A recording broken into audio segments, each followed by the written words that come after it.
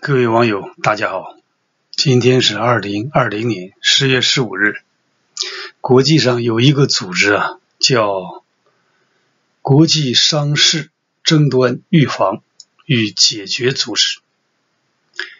那么这个组织由40多个国家和地区的工商、法律、服务机构发起。它的目的是什么呢？为了解决国际商事主体提供从争端预防到解决的多元化服务。这是个非常重要的组织今天李克强国务院总理李克强向这个组织呢发出贺信呢。你像这么好一个事儿，为什么新华社不发布这个消息的时候不放在头条呢？却放在呢不太显眼的位置上，反倒是什么呢？把这个习近平的一个消息也就是这个消息，大家看，求是发表习近平重要文章，你看，反倒是把这个一篇发表在求是杂志上的旧的文章拿出来，放到醒目为止，什么意思？大家想想，昨天这个习近平参加这个深圳特区40周年大会，这个咳嗽这事儿你就明白了。因为今天习近平咳嗽问题还没解决，不能出来，所以说为了避免外界的这个猜测所以呢就这个用这篇这个通栏标题醒目的标题来淡化大家的猜疑这是我今天要讲的一个重点也就昨天这个会议说习近平龙体前案那么网上纷纷议论有的人心特别细因为你开这个大会直播最大的好处特别直观，隐藏不住那么围观的人呢，通过一些一举一动，每一个小细节都可以猜测领导人的一些情况那么根据网上披露的消息呢，说是10点30分大会开始已经迟到了半个小时，晚开了半个小时原因不太清楚。那么讲话内容这个6300字，52分钟。习近平是好大喜功，刚愎自用做什么事都愿意大篇幅大场面这显得是这个大国之君嘛。所以讲52分钟这个不是很舒服的事儿。你像我们在这讲个10分钟、20分钟已经是比较疲劳了，而且旁边还没有人围观，有人围观你讲52分钟那是很辛苦的。但是习近平不怕，习近平200斤麦子扛在肩上，走100里山路不换肩是不是？而且18大报告不是一下讲了好几个小时吗？是不是当时也是人们纷纷热议习近平身体超棒但这次此一时彼一时这会儿习近平由于精神压力太大好像身体体力不支读到44分钟的时候开始第一次咳嗽了。我看到海外网站上把他这个咳嗽的镜头编辑的是淋漓尽致那当然了，这个一咳嗽那些拍马屁的宣传机构摄像机玩的非常高做好手准备了，马上把镜头转向这个台下了，前后左右显示会场上这个人头攒动这个听的人都是那个认真的记录认真的这个静耳聆听，实际上是为了躲避习近平在主席台上尴尬的咳嗽的声音，但也没有问题。为什么？人生老病死这都很正常所以说生病没有什么可怕的，关键是怎么样预防。你像美国总统川普为什么患上新冠，我觉得个人是应该做检讨，就是什么呢？我认为就是这个防御不够，掉以轻心总觉得自己身体超棒我也是一个这个伟大的这个领导人这个也是饱经风霜身体也是不错不在乎，所以就很容易染病那么前几天是习近平先到这个潮州汕头视察这海军陆战队，在陆战队里，我看他在房间里是戴口罩，外边没有戴啊。那么在这个陶州街头行走的时候，习近平是比较密切的接触了老百姓，哪怕是精心挑选的演员，你也不可能一点疏漏没有，对吧？那么多的人，那么这个说不定在那个期间，有的人有病啊，倒不一定是这个新冠，如果是一般的小感冒也很正常。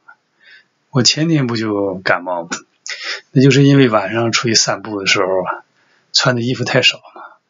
已经出发了，要回去再加一件衣服，有点懒呢，就是反正是散步半个小时，结果就感冒了。就有病就是疏忽造成的。问题是习近平这种情况复杂呀。他在这个视察海军陆战队的时候，我看这个和这个在街头的情况不一样。在街头他为什么要搞这个亲民秀？那就是为了气李克强。因为李克强上一次不到重庆去，到那个步行街去，又是买麻花了，这个等等哈。后来到上海也是前呼后拥的跟老百姓互动。那这个消息习近平看了有心里那肯定上火。我是老大，你把自己整的比我还要亲民，网上这个评论，你的评论比我要更好，那肯定心情不高兴啊，着急啊，对不对？所以就想通过这一次这个潮州亲民秀啊，给自己增长点分数，再加上19届五中全会要召开了，党内啊批评意见不断，肯定压力比较大呀。这没想到这整大了，整出疾病来了。那当然了，从这个会场上看啊，说习近平这个咳嗽这个情况啊，网上就很多人猜测说是不是有可能习近平也染上了新冠呢？我认为如果他也染上了是新冠的话，那就恐怕最起码1周时间都不能出来。这就是为什么这个求是这篇文章匆匆忙忙的一个迟到的文章，在全国抗击新冠肺炎表彰大会的讲话，这过去多长时间拿出来发表。而且还有一篇文章就是讲到习近平最新的动向，就是同奥比昂就中赤道几内亚这个建交50周年互致贺电呢，也就是这篇文章，也是为了冲淡大家的这个疑虑啊，给人感觉习近平然健在没事就是咳嗽2声呗，等等那么这个非常明显一个领导人，他这个由于他的重要性、地位重要，对于国家这个大政方针都起到这个决定性的作用。尤其是像他这样的一人独裁的领导人，那么人们更容易就说议论。所以说他这个讲话这个倒数5分钟的时候突然咳嗽，尽管也喝了点水，但是好像没有抑制住说明什么呢？即使是小感冒也是比较严重的。你像这个年龄得上新冠，包括我在内那就是比较危险了。这个当然了，川普和他2个人都属于这个国家的头这个政要，那肯定身边都站了一个方块队就是这个医疗团队习近平的医疗团队就更多了。你看全国那么大，医疗专家太多了，估计即使有病，那人家治疗也是有秘密武器。所以说你看川普神奇的恢复了健康。我看昨天在宾州演讲那都是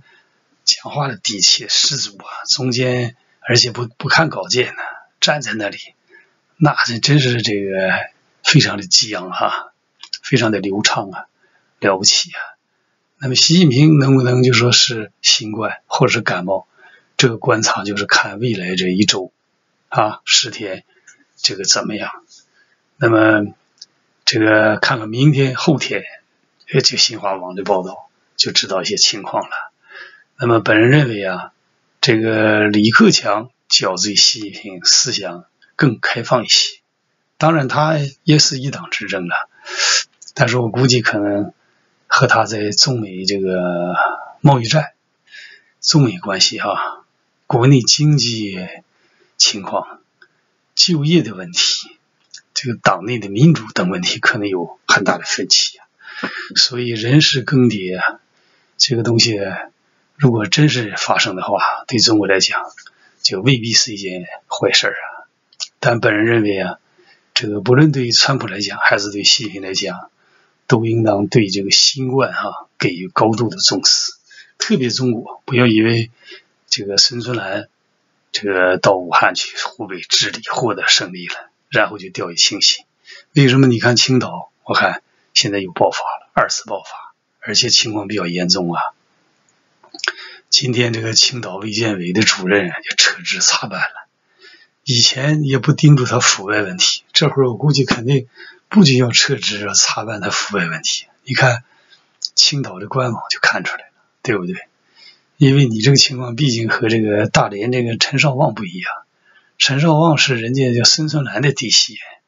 孙春兰为什么你看到这个黑龙江绥芬河哈尔滨去，马上把地方的官员撤了一批，治理疫情不利的，但是大连却没事而且要晚几个月再到大连，那就等给陈绍旺一个机会你赶快把2次反弹的问题处理好了，我再过去给你个面子，不然的话让别人看着不好对不对？我提拔你上来了，结果你也没把这个疫情治理好，结果在那个这个水产交易市场那个地方就发生了2次这个反弹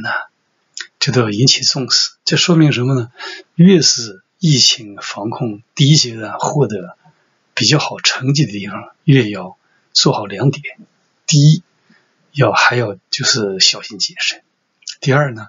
还要帮助那些就是其他的国家地区，用自己就是先期获得的经验和教训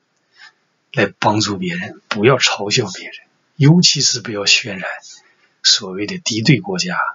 美国的这个疫情严重的情况，不要渲染。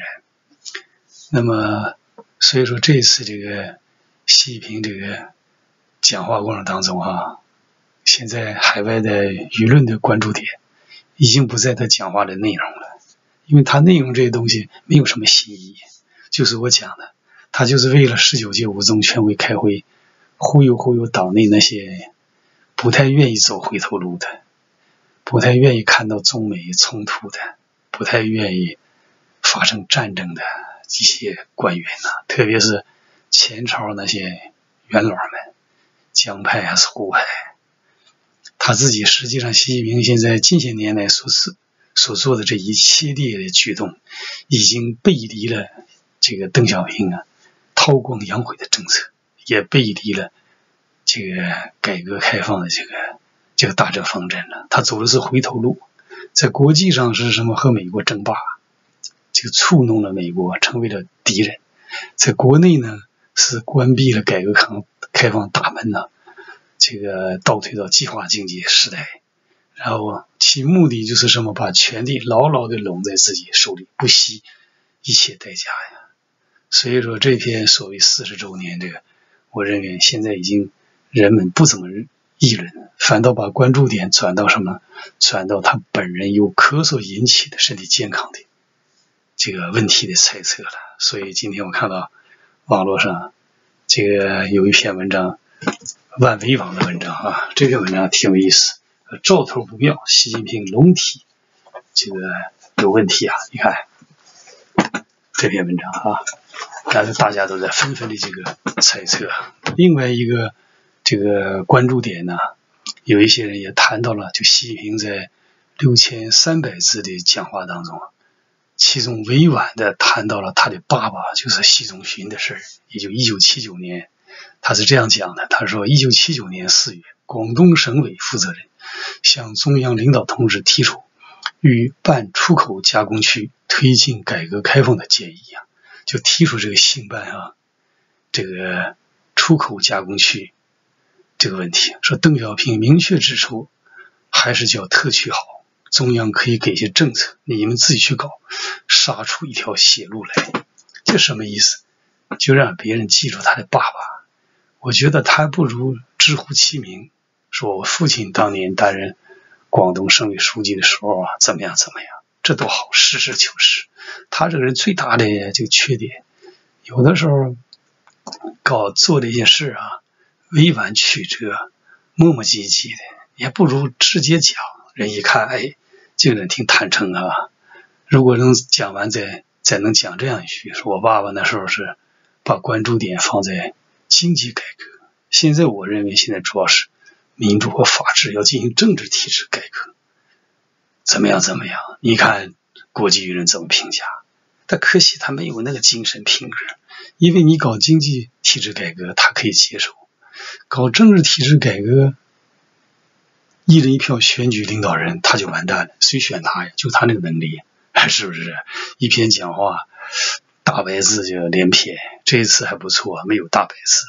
但是以前有不少啊，是不是啊？宽衣地不就是一个笑话嘛，对不对？谁能选他呀？你看他演讲这个水平能力，你再看人川普那演讲，根本都不是一个层次的。你跟蔡英文那个演讲也不是一个层次，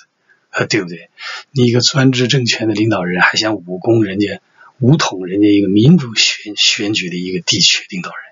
你就是一个国家，你打人也打不败啊，是不是？根本没站在这道义的制高点上，有什么理由发动战争武统？是不是？那么刚才讲回来，他在这个文章当中提到1979年，大家想一想，前天他在潮州街头上这个怎么讲的？当时我没想明白他为什么说1978年我就来了，现在我终于明白了。他实际脑子里就想一个问题，我的资格特别老，我是老大，我们立下了汗马功劳，就我爸爸79年提出改革开放，我78年就参与了这个事儿，他大概就这个意思。所以这个改革开放啊，他认为的功劳在他家族身上，所以呢，我现在把他拜光了，把他拜护光了，也是应该的。哎，这就像你那个，比如说这个你自己家的这个身边的人吧，打个比方，你比如说这个太太批评先生说你不要乱花钱啊，已经有了个车，为什么又换一个车？先生可能脾气挺暴，也挺这个专制，就说这和你有什么关系啊？这是我赚的钱，明白了？我这一比方你就明白了。西平所思所想，在街头晃荡，挺一个腹部隆起，大腹便便，然后说1978年啊，40多年前你们都不在吧？那什么意思？你还不如直接讲出来，1978年我就来了，我爸爸那时候啊，这个要研究要开放啊，我当时就知道这个消息，怎么样，你还不如直接讲出来，还不好意思讲出来，磨磨唧唧绕了个大圈，最后在讲话当中还是没有明言呢。1979年4月，广东省负责人，你就说你爸爸多好，让人看你心里多爽，是吧？人你就真诚，人才感动人呢。越隐晦，越游刃这个有余的这样啊，越这样的绕着弯儿，有的时候人家并不喜欢。我知道我本人就是这样，喜欢直来直去的。直来直去，有的时候人家不用费心思去研究，对不对？而且更重要的，如果头脑当中存在着我上述这个观点，就是这个成果是我们取得的，我们现在把它砸了也是应该的，和你有啥关系？是不是？那更是封建帝王的思想了，对不对？而且我看到网络的消息讲，说是在深圳那个地方还有一幅这个美术作品也经过篡改了，说是画了个大圈啊。深圳不当年邓小平讲，他一个老人画了个大圈，说画大圈那个人换成习仲勋的。我没看这个画像啊，这个如果有的话，那也是篡改历史，历史一定不要篡改呀。你像毛泽东去安源，是吧？其实谁去安源？刘少奇去安源嘛，是不是？文化大革命的时候不就有那个一些画像嘛，都是篡改历史，那是非常可笑的。历史不要篡改。一个伟大的领导人应当是什么呢？站在前面这些领导人的肩膀上，这个以恢宏的眼光啊，宽广的胸怀，目光如炬面向未来呀。所以习近平啊，非常可惜呀。如果2012年刚上任带领这个汪洋去的时候，那时候要提出政治体制改革，你说到今天为止，那习近平这个国家是什么样，世界什么样，没有办法。所以你看这次40周年大会，李克强不去，汪洋也不去，人都生气。人家心想，你就玩吧，你不是搞内循环吗？内循环就是死啊，就是死水。你爱怎么玩怎么玩，反正我们讲的话你也不相信。那么今天的海外奇谈节目就到此结束，非常感谢广大网友的收看，谢谢再见。